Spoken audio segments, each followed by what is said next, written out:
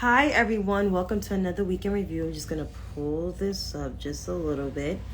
As you can see, I'm a little settled tonight and it's Friday. It's close to the end of the year. So I'm just going to go right ahead and just go with the COVID numbers. Hello to everyone that came on. And it's going to be quick. It's not going to be a long live because we're all tired and we're just all trying to get to bed. So, let's pull up these COVID numbers really quickly.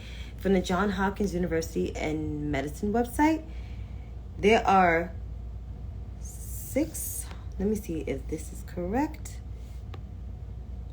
Make sure all of these numbers are correct, because I don't want to pull up and then these numbers be wrong.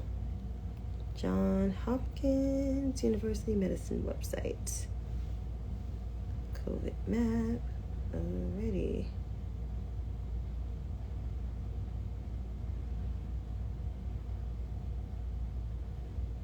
Alright, so these are the exact numbers. Okie dokie. So, according to the Johns Hopkins University Medicine website, the coronavirus, oh my god, I'm slurring words.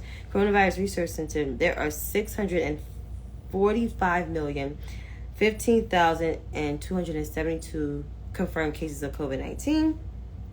There are 6,640,436 global deaths. Here at home in the U.S., we are 4.2% of the world's population, but yet we account for 20% of the cases here. We are at 98,967,906. And the U.S. death toll is 1,081,431. So I'm going to repeat these numbers again. Global confirmed cases of COVID-19 around the world are at 645,015,272. The global death toll is at 6,640,436. The U.S. confirmed cases, which we account for 4.2% of the population, yet we have 20% of those cases, of those 645 million cases, we have 98,967,906, and our death tolls at 1,081,432. Now the total numbers of vaccinations, we have 378,164 people that received their dose yesterday. But overall, we had 228.6 million Americans that are fully vaccinated, and that's at 70%. I always say this, the president goal was at 70% back in July of 2021, and it took to basically September of 2022 to get to the president's goal, which that is a year and 4 months. That's 16 months later. That's bad. No, wait, that's 14 months later. That's still bad. So, yeah, but with all of these cases going up, with damn near almost 100 million cases, with almost 1.1 million people dead at home in the United States, we're still having a conversation of wearing your mask. We're telling people to wear their masks. We're telling people to go get the shot in the arm, which is still free, which is on in an emergency label. We're still telling people to social distance. We're still telling people to basically take care of yourselves, which my thing is, if you know this thing has been in a full effect for 2.5 years, why we're still telling you the same things, I have no idea. And now with the combination of RSV, monkeypox, cold and flu season, and we're still dealing with a wave number 6, how many times people are going to express to you to protect yourself and everyone around you? So I'm here to say this, and it's not going to be encouraging, and it's not going to be nice. Listen, if you catch this shit, you catch this shit. I don't want it, and I don't want anybody else to have it. But you need to be smart and need to be aware of your surroundings around people. Because with all this stuff going on, you don't know what you have. So that's my advice to you. Because I'm tired of talking about COVID. I'm tired like everybody else, but it's a thing. It's still a thing. And it's going to be a thing probably into the middle of next year. Which next year is around the corner. So, besides COVID, see, I have a list of stuff here. Sorry for the handwriting.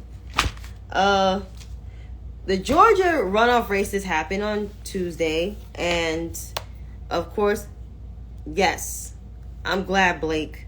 I'm glad that you are. I knew the senator was going to pull off this win. Because he does best. Because he's just awesome at it.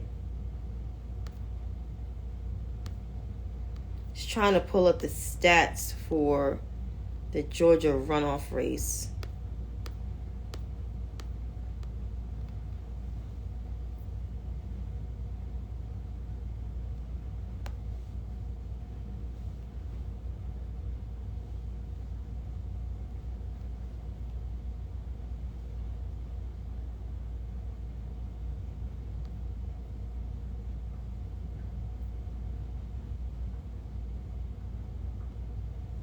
We're going to look at the Georgia runoff race. Georgia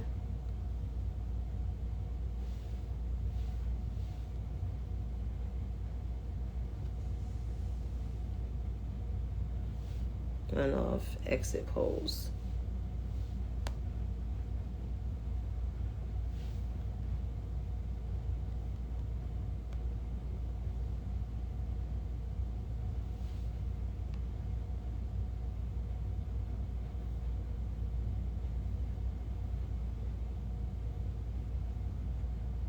They're only giving you 2020. That makes no sense.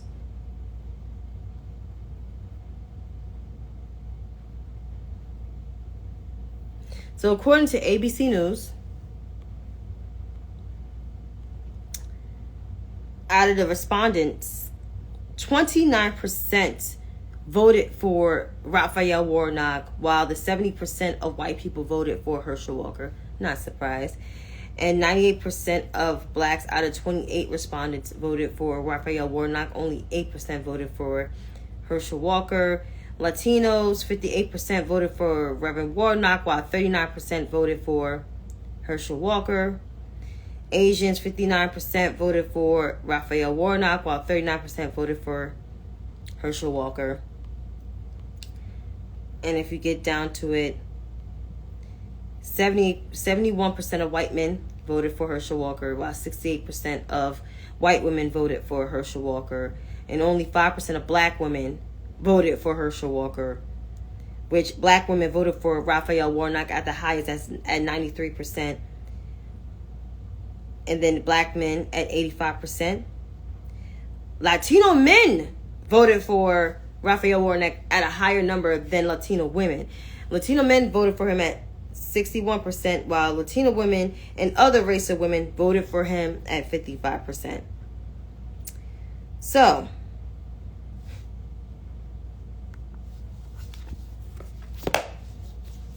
this may sound mean, but it has to be said. This is why a lot of black women don't trust a lot of white women voters. You're telling me with all the dumb shit that Herschel Walker said out of his mouth, or Herschel Jr. Walker, because that's his name, all the crazy shit he said, the fake badge that he showed with all of the scandals behind him, and yet your asses still went and voted for him because he's a Republican, because he protects your conservative values, he believes in everything that you believe in. This man can't even say a full sentence out of his mouth, but yet you still went and voted for him. But then I'm not surprised. You guys vote for Republicans. You guys chase this shiny object. With everything that happened from Roe versus Wade to Republicans basically taking and yanking money from you because they didn't want to renew the president's agenda of giving you more money for your children and food stamps and lowering the cost not even fully voting yes for the Inflation Reduction Act, you guys still went and vote for these knuckleheads anyway. This is why when I talk about white women, when I talk about the majority of white women voting for the Republican Party, I mean every damn word I say. And even some of those white influencers online, you guys did not move the needle. And that includes Lee. Y'all know who Lee is. That includes her. And that includes Molly. That includes all of them that has influence. Terry, that includes her too. Because everything that they said about the Democratic Party, those white women believed it and they voted for Republicans. So y'all three, this is on y'all. That's all I'm saying. And speaking of more stuff from Congress, hello to everybody. Wagwan Queen Lion. Hello, Sky. Hello to everyone. So, Congress passed the Respect to Marriage vote, I believe. I'm going to read some of what it's about. I'm not going to, drain everybody for what all of it's worth. Because I know people are tired. Respect for Marriage Act. I'm sorry. Because I said it wrong.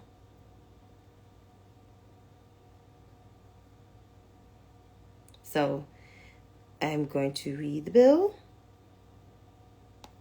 Oh, there it goes. There goes a summary from Congress.gov. Respect for Marriage Act was actually sponsored by Congressman Jerry Nadler of New York's 10th Congressional District, which is now he's representing New York 12th Congressional District. This bill provides statutory authority for same-sex and interracial marriages. Specifically, the bill replaces provisions that define for the purpose of federal law marriage as between a man and a woman and spouse as a person of the opposite sex with provisions that recognize any marriage between two individuals that is valid under state law. The bill also replaces provisions that do not require states to recognize same-sex marriage for other states with provisions that prohibit the denial of faith and credit of any right or claim relating to out-of-state marriage on the basis of sex, race, ethnicity, or national origin, which the Supreme Court held that state laws barring same-sex marriages were unconstitutional in Arborfall versus Hodges in 2015. And I believe one of the women died, in recent years. The court held that state law barring interracial marriages were unconstitutional in Lovin versus Virginia in 1967. If you read about it and watch movies about it, you know. The bill allows the Department of Justice to bring a civil action and establishes a private right of action for violations. The bill does not affect religious liberties or consent protections that are available under the Constitution or federal law. Requires religious organizations to provide goods or services to formally recognize or celebrate a marriage. The effect any benefits of rights that do not arise from a marriage or for recognize under federal law any marriage between more than two individuals. So this here is it's a good bill. I'm glad they combined the two because this is marriage equality. This is something that was probably like a number 4, number 5 issue for me. My number 1 issue is always going to be voting rights, which that still is in limbo. And I'm going to get into the other person that decided they want to change their party affiliation. But this bill here is a great bill. And how many people voted for it? Let's see.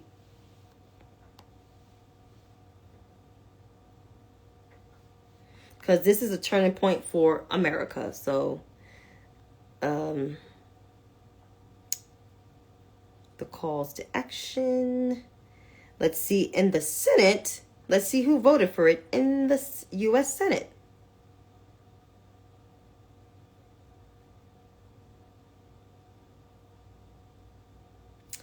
So Tammy Baldwin, of course, openly gay, married to a woman, voted yes. Brasso, no.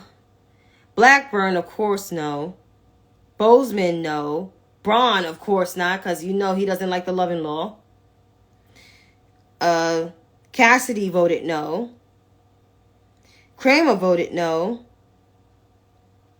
Carper voted no. Cruz voted no. Daines voted no.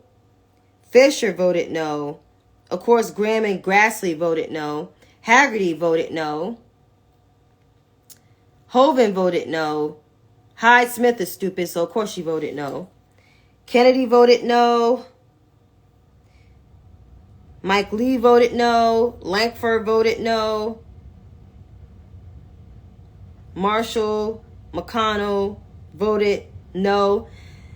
We're going to get into Addison in a minute. Moran voted no. Paul voted no. Rounds voted no. Rich voted no. Rubio voted no. Sass did not vote. That's more of a punk ass bitch. Of course, the two Scotts voted no. Shelby voted no. Tester, no, he voted yes. Thine voted no. Taylor's voted yes. I'm shocked. Toomey didn't vote. Punk ass bitch. That's another one. And Warnock wasn't there. And Wicker voted no. So basically, only one Republican.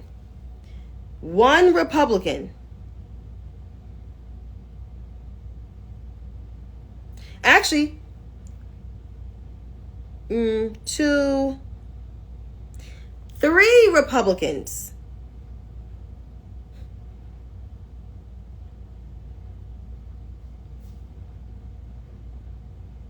Excuse me. 5 Republicans. Collins, Murkowski, Tillis,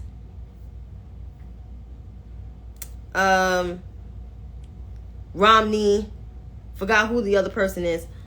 They voted yes. The one that's leaving the Senate voted no. That was Pat Toomey. And Sass is a bitch. But I would love to get into Addison Mitchell McConnell. Addison Mitchell McConnell Jr. of Kentucky, who has a wife of Chinese descent. She's AAPI. He voted no for the Respect to Marriage bill.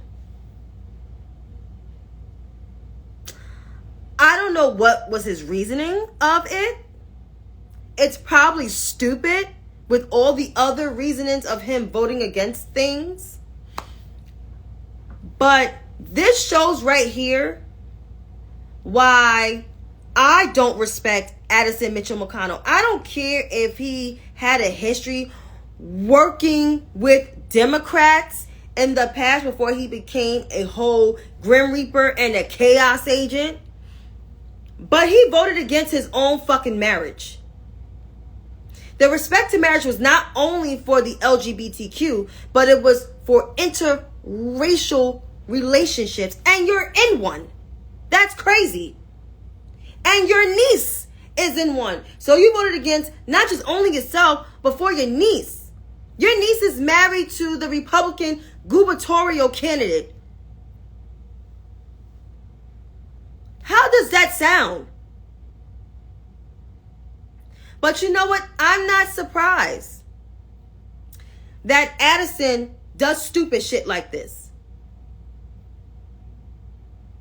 Only time will tell where Addison will actually continue to fall from grace, because he's falling from grace and he will continue to fall from grace. Excuse me. That's all I'm saying. Just stupid shit. And of course, I'm not surprised with Mike Braun, because Mike Braun was one of the senators that don't care about the love and law. But I think that he has somebody in his family that's married to a black person in Indiana. I mean, he's a downgrade from Joe Donnelly. At least Joe Donnelly would have voted for that bill, unlike Mike Braun's freaking racist, bigoted ass. And of course, I'm not surprised at Hawley. I'm not surprised at Raphael. I'm not surprised at Benjamin Eric Sass not voting, or Patrick Joseph Toomey Jr. I'm not surprised. I'm not shocked. I'm not surprised that Senator John Kenney, James Langford, lanky ass. I'm not surprised at none of this bullshit from them. Or even Senator that needs a pressing curl. What's her name? Marsha Blackburn. I'm not surprised at all. That's all I'm saying. And in terms of more Republican craziness, Hakeem Jeffries is actually leading Kevin McCarthy in the House speakership. Now, you know, you got some of those I don't want to say pragmatic, because I'm a pragmatic Democrat, because I'll be an insult, but some of those moderate-leaning, centrist white Democrats are saying, well, Hakeem Jeffries is not going to get it because he needs 218 votes. Da, da, da, da, da. Okay, but if Kevin McCarthy don't have either 200 people voting for him, and Hakeem Jeffries got the full support of the Democratic Party, I think it's very clear, because the last time I checked, almost 2 years ago, Kevin McCarthy almost got the speakership because 5 Democrats decided not to vote for Nancy Pelosi for the speakership, and one of them was Abigail Steinberger. That's why I don't really like her that much. I like your votes, but I don't like you. But like I said, anything can go. Who's to say Hakeem Jeffries probably will be the speaker, because the Republicans don't have their shit in order. And if they do have their quote-unquote stuff in order, they're not going to do anything. It's going to be a lame duck situation in the House of Representatives, but it's going to be more substantial in the Senate, because the Democrats got control. And speaking of Democrats, so a specific senator, Kirsten Leah Sinema of Arizona, made an announcement today. And I would like to play the audio of that announcement, because that was very interesting. Our family, we make decisions about what's best for ourselves, our family, and our community. And so we don't spend a lot of time thinking about, is this a Republican idea or is this a Democratic idea? Is this liberal or is this conservative? That's not how Arizonans think. What we think about is, what's right for my family? What's right for my community? What's right for my future? There's nothing better than waking up in Arizona. Nothing. Whether you're waking up in Bisbee or Phoenix or Prescott, you wake up in the morning and you think to yourself, I live in a place where I can be whoever I want to be. What I love about serving is that I get to hear from Arizonans day in and day out about what's working in Washington, or more frequently, what's not working in Washington. And I really am grateful that folks have trusted me to take back those concerns that they have. I promised them I would be an independent voice for our state. I promised that I would always do what is right for the people of Arizona. And that's what I've done. Registering as an independent and showing up to work with the title of independent is a reflection of who I've always been. And it's a reflection of who Arizona is. It's a reflection of the folks that I talk to at the grocery store, hear from at the park. It's who we are as a people. We don't line up to do what we're told. We do what's right for our state and for our country. I'm going to be the same person I've always been. That's who I am. I'm going to show up to work. I'm going to do my best for Arizona. I'm going to continue to deliver results for everyday people. Nothing's going to change for me. And I don't think anything's going to change for Arizona. And I think Arizonans across the state are going to say, yeah, that's the Kirsten we elected. That's who we sent to D.C. And she's doing exactly what we asked her to do. And there's nothing that Arizonans deserve more. Okay, I had enough. I had a fuck enough. So if we look at the history of Kirsten Leah Sinema, because that's her fucking name, let's look her up. Why shall we?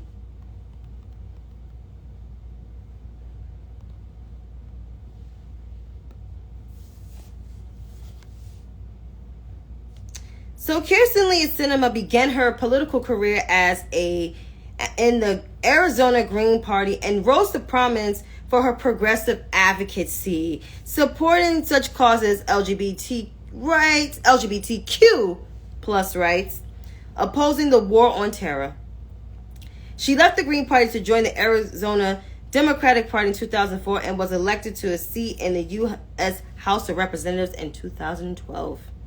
After her election, she joined the New Democrat Coalition, the Blue Dog Coalition, and the Bipartisan Problem Solver Caucus, assuming amazing one of the most conservative voting records in the Democratic caucus. Next is Tulsi Gabbard. So, she becomes the second openly LGBTQ woman, but the first openly bisexual woman, next to Tammy Baldwin, who's the first openly gay woman to serve in Congress, who actually has a better voting record than Kirsten Leah Sinema.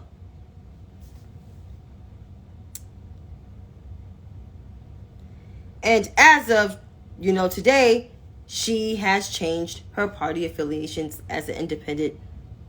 Now she's an independent with the caucus with Bernie Sanders and Angus King.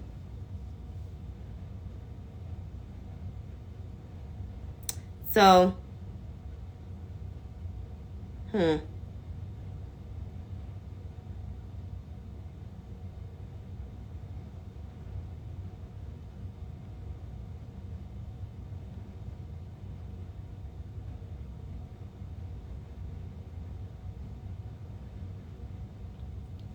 Sinema has been described as a moderate to conservative Democrat, being openly socially liberal but physically moderate to conservative. According to the National Journal's 2013 voter ratings, her vote places the near the center of the liberal conservative scale.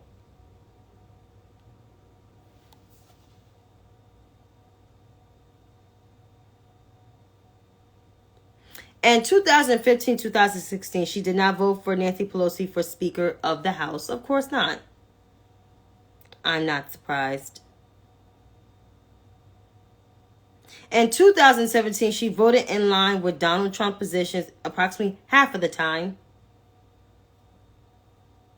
And according to 538 in 2021, she voted in line with Trump's positions on legislation about 50% of the time.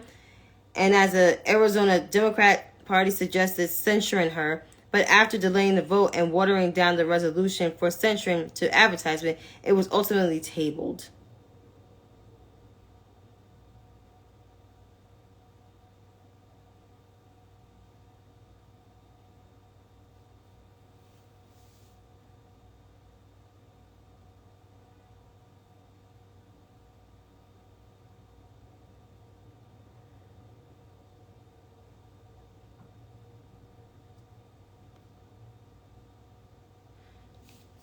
Now let's get to this filibuster.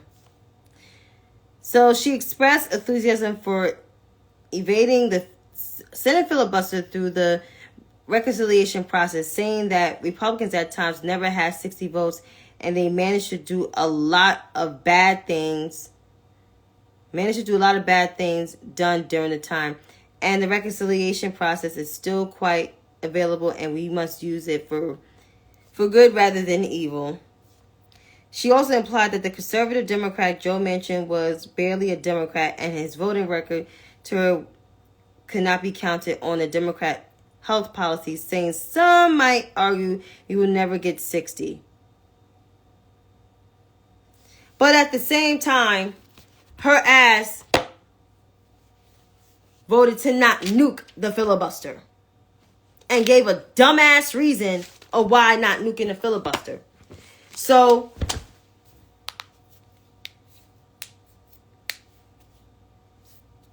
I've been ready for this shit all motherfucking day. So Kirsten Leah's cinema is full of it. Her problem-solving persona saying that I will fight for Arizonans, I will fight for Americans, it's a crock of bullshit. It is.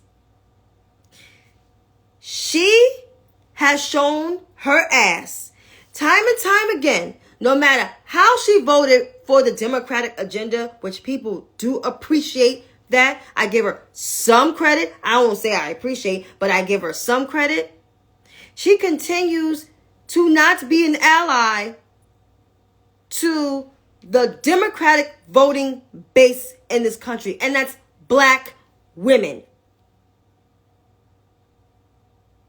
She showed time and time again that she doesn't care about voting rights, not only for black people, for Latino people, but for the LGBTQ plus, the same fucking community that she comes from.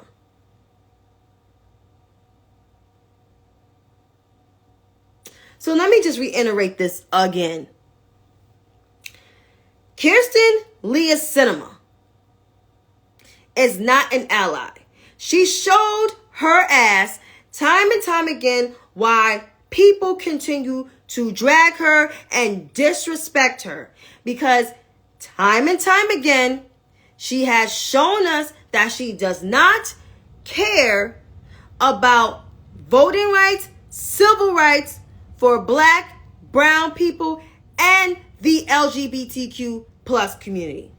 The same community that she freaking comes from.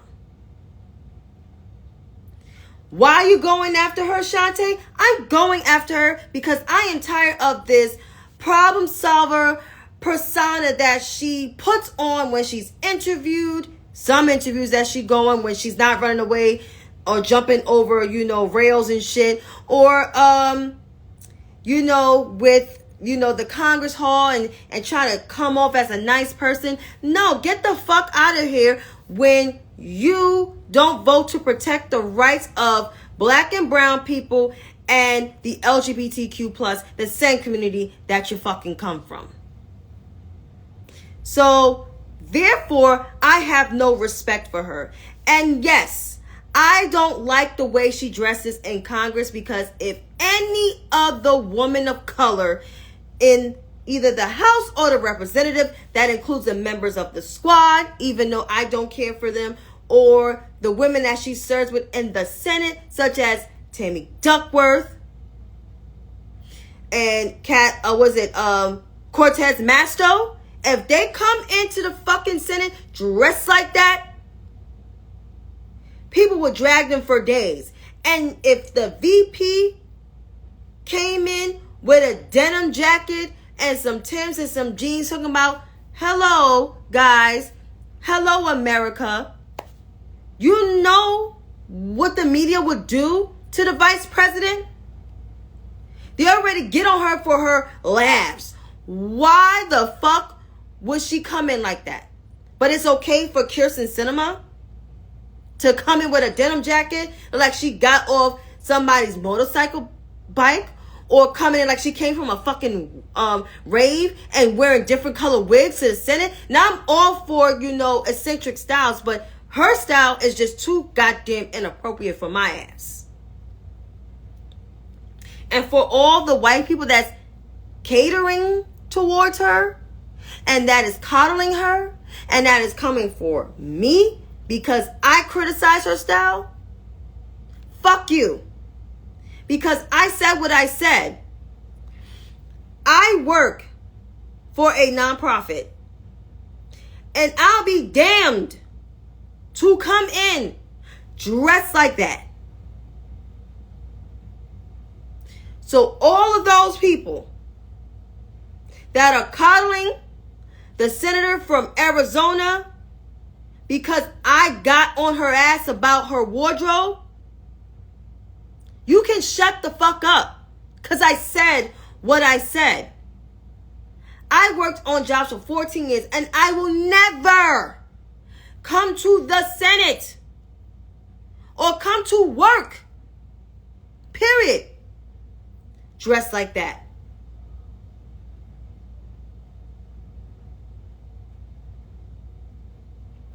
If a black woman come into work like Kirsten Sinema in any job opportunity, they will get fired. Not just a write-up, fired. Because you embarrass your white boss.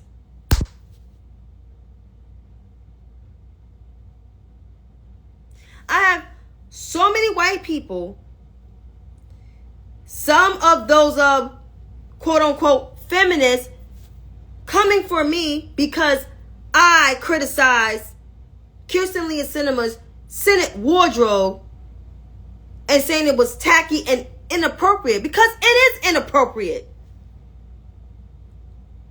Tell me what sitting elected official will come with a $10 wig on and a dress from a $10 store and some club boots and talking about, yes, let's vote for, so-and-so. No. And there are younger people than Kirsten Lee Sinema that go to a department store, they buy a damn suit and show up to vote. Whether you like the way they vote or not, they come with their professional decorum. Well, Chantay, she votes 95% with the Democratic Party. That's great. I never disrespected her votes. I never disrespected the way she votes. I can't stand the way she dressed, and I don't like the moves that she make when it comes to voting rights. That's my goddamn problem, and that will forever be my goddamn problem. So if you have a problem with me, fuck off. I said what I said. And I mean every word that I say. And I'm going to put this disclaimer out there. I may be raw. I may say things off the cuff. I may say things that rub people the wrong way. But I mean every damn word I say. You don't have to like me. You don't have to follow me. You don't have to subscribe to a YouTube channel. You have the option to not subscribe to anything at all. When I criticize a specific demographic that continues to do fucked up shit, I am going to speak my goddamn mind.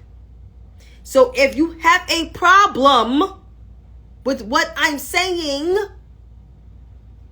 you have the option to mute, to block, to unsubscribe. And that is what I'm saying. So everyone, have a great night. Have a great weekend. See you next week.